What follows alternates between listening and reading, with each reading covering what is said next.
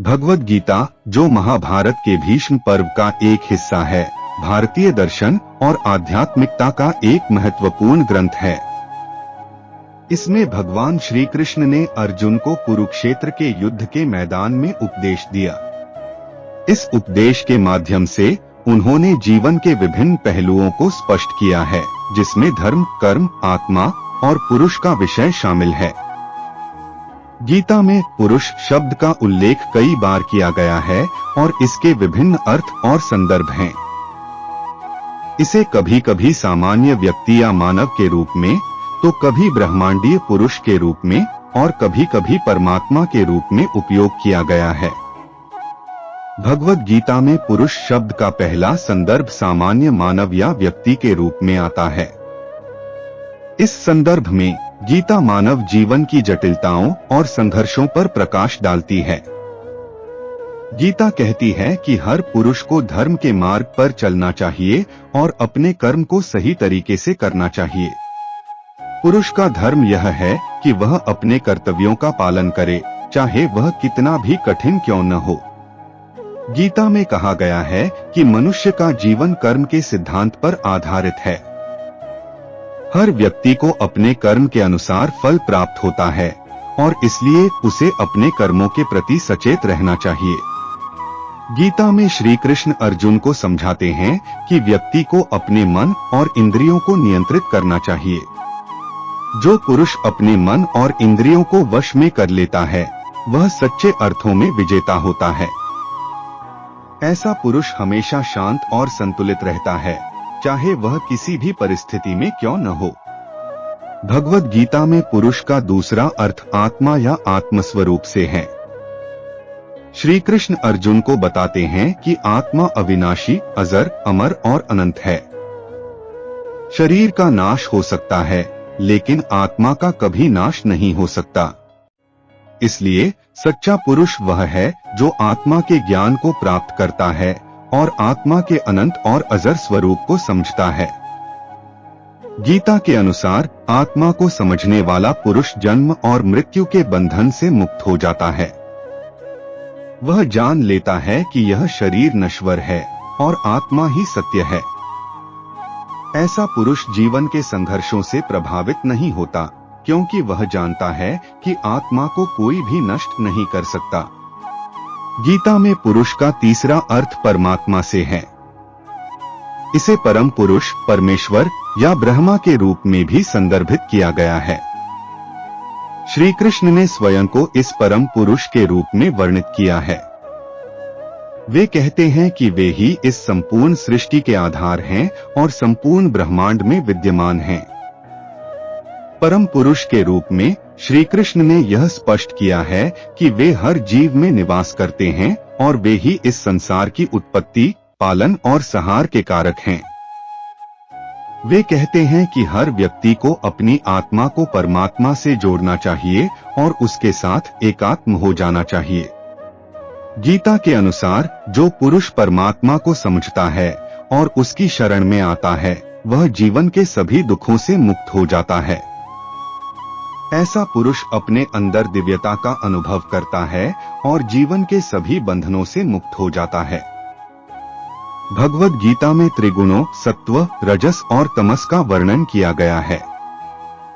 यह त्रिगुण संसार के सभी प्राणियों में विद्यमान होते हैं और उनके कर्म और स्वभाव को प्रभावित करते हैं।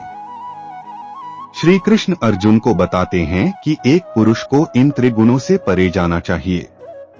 जो पुरुष त्रिगुणों से परे हो जाता है, उसे त्रिगुणातीत पुरुष कहा जाता है।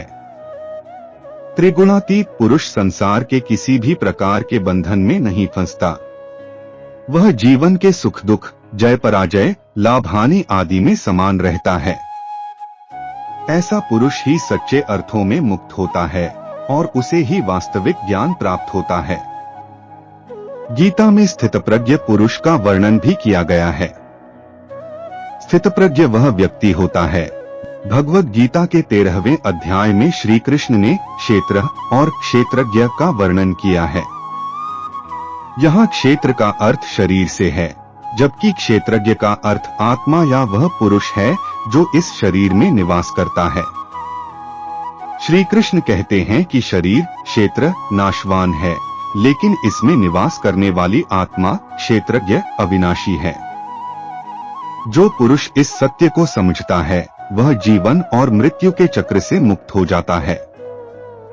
ऐसा पुरुष जानता है कि वह केवल इस शरीर में निवास कर रहा है और उसका वास्तविक स्वरूप आत्मा है। भगवद गीता में पुरुष का वर्णन विभिन्न संदर्भों में किया गया है। यह शब्द कभी साधारण व्यक्ति, कभी आत्मा, कभी परमात्मा, तो कभी स्थितप्रज्ञ और त्रिगुणातीत पुरुष के रूप में प्रस्तुत किया गया है। गीता का संदेश यह है कि हर पुरुष को आत्मज्ञान प्राप्त करना चाहिए और अपने वास्तविक स्वरूप को समझना चाहिए। ऐसा पुरुष ही सच्चे अर्थों में मुक्त होता है और जीवन के सभी बंधनों से पार हो जाता है। गीता का उद्देश्य हर पुरुष को उसके जीवन का सही मार्ग दिखाना और उसे उसके धर्म और कर्तव्यों का बोध कराना है। भगवद गीता भारतीय दर्शन और आध्यात्मिकता का एक प्रमुख ग्रंथ है, जिसमें भगवान श्री कृष्ण ने अर्जुन को जीवन, कर्म, धर्म और आत्मा के गूढ़ रहस्यों का उपदेश दिया। गीता में कई महत्वपूर्ण विषयों पर प्रकाश डाला गया है, जिनमें से एक प्रमुख विषय है भाग्य। भाग्य का संबंध व्यक्ति के जीवन में होने वाली घटनाओं, उसके कर्मों और उनके परिणामों से है। गीता में भाग्य को कर्म, धर्म और आत्मज्ञान के संदर्भ में समझाया गया है। भगवद गीता का प्रमुख सिद्धांत है कर्मयोग, जिसमें भगवान श्री कृष्ण अर्जुन को कर्म और उसके परिणामों के विषय में समझाते हैं।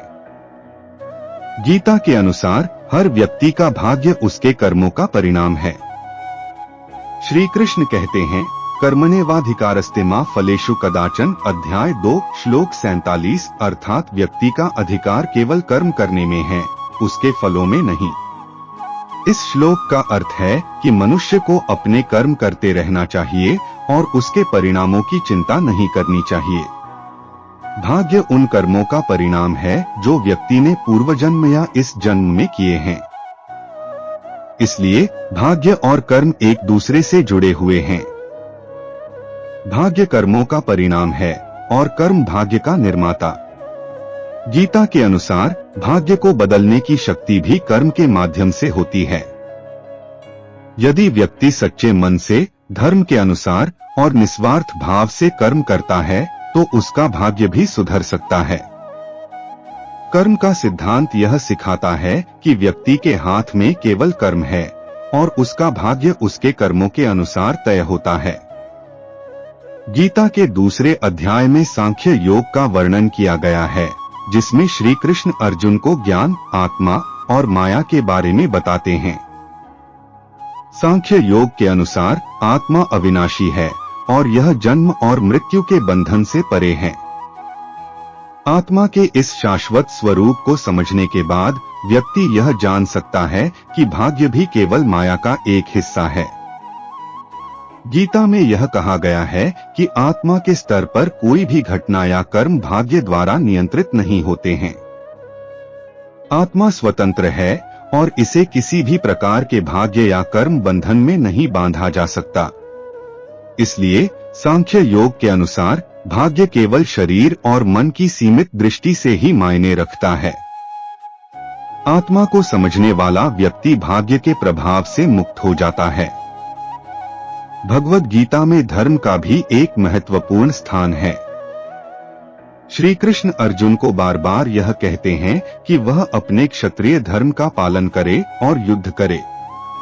गीता में धर्म को एक प्रमुख मार्गदर्शक के रूप में प्रस्तुत किया गया है, जो व्यक्ति के जीवन को सही दिशा में ले जाता है। धर्म का पालन करने वाले व्यक्ति का भाग्य भी अच्छा होता है। गीता में अविवेक और अज्ञानता को भी भाग्य के संदर्भ में देखा गया है। श्री कृष्ण कहते हैं कि व्यक्ति का भाग्य उसके विवेक, ज्ञान और समझ पर भी निर्भर करता है। अविवेकी और अज्ञानी व्यक्ति का भाग्य अक्सर उसके लिए कठिनाइयां लाता है, क्योंकि वह सही और गलत का अंतर नहीं समझ पाता। गीता में कहा गया है कि अज्ञानता के अंधकार में डूबा हुआ व्यक्ति अपने कर्मों के परिणामों को नहीं समझ पाता और उसका भाग्य भी उसी के अनुसार निर्मित होता है। इसलिए गीता में ज्ञान और विवेक को भाग्य के निर्माण के लिए महत्वपूर्ण माना गया है। गीता के अनुसार ज्ञान प्राप्त करने से व्यक्ति अपने भाग्य को सुधार सकता है। ज्ञान की प्राप्ति के बाद व्यक्ति अपने कर्मों को समझदारी से करता है और उसका भाग्य भी सकारात्मक रूप से बदलता है। भगवद गीता में मोह और माया का भी गहरा प्रभाव व्यक्ति के भाग्य पर देखा गया है। मोह और माया के प्रभाव में आकर व्यक्ति अपने सच्चे कर्म और धर्म से भटक जाता है। इसके परिणामस्वरूप उसका भाग्य भी दुष्प्रभावित होता है। श्री कृष्ण अर्जुन को समझाते हैं कि मोह और माया से मुक्त होकर ही व्यक्ति अपने सच्चे स्वरूप को पहचान सकता है और अपने भाग्य को सही दिशा में ले जा सकता है। गीता में कहा गया है कि मोह और माया का त्याग करने से व्यक्ति के जीवन में स्पष्टता और शांति आती है, जिससे उसका भाग्य भी सुधरता है। मोह और माया से ग्रसित व्यक्ति अपने कर्मों को सही दिशा में नहीं कर पाता और उसका भाग्य भी उसे नकारात्मक परिणाम देता है। इसलिए गीता में मोह और माया से मुक्ति को भाग्य के सुधार के लिए आवश्यक बताया गया है। गीता में नियत कर्म का भी उल्लेख किया गया है। नियत कर्म वे कर्म होते हैं जिन्हें करना व्यक्ति का धर्म होता है। यह कर्म व्यक्ति के जीवन के कर्तव्यों और जिम्मेदारियों के अनुसार होते हैं। श्री कृष्ण कहते हैं कि नियत कर्म का पालन करने से व्यक्ति के जीवन में संतुलन और शांति आती है और उसका भाग्य भी सकारात्मक रूप से प्रभावित होता है। नियत कर्मों का पालन न करने से व्यक्ति का भाग्य भी बिगड़ सकता है, क्योंकि वह अपने जीवन के कर्तव्यों और जिम्मेदारियों का सही तरीके से पालन नहीं करता। गीता में नियत कर्म का पालन करने से व्यक्ति के जीवन में समृद्धि और शांति आती है और उसका भाग्य भी सुधारता है। भगवद गीता में भगवान की कृपा का भी भाग्य पर प्रभाव बताया गया है।